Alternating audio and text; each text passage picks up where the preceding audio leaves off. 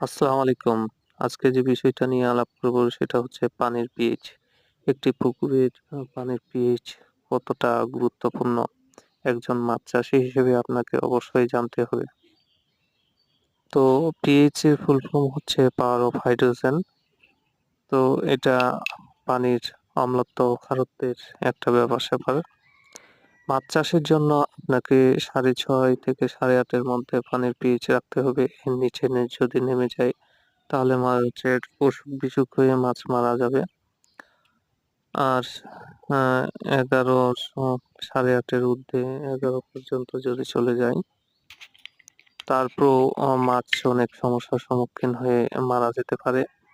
তো আমাদের অবশ্যই লক্ষ্য রাখতে হবে যেন পিএইচ না বেড়ে যায় একটি পুকুরে। পিএইচ যদি কোনো কারণবশত বেড়ে যায় তাহলে আ পুকুরে চুন প্রয়োগ করতে হবে। এটা পুকুর প্রস্তুতির সময় যদি আমরা ১ থেকে ২ কেজি হারে শতক প্রতি চুন দিয়ে দিই তাহলে পানির পিএইচ ভালো থাকে। তো প্রচন্ড গরমে রোদের মধ্যে নতুন পানি প্রবেশ করালেও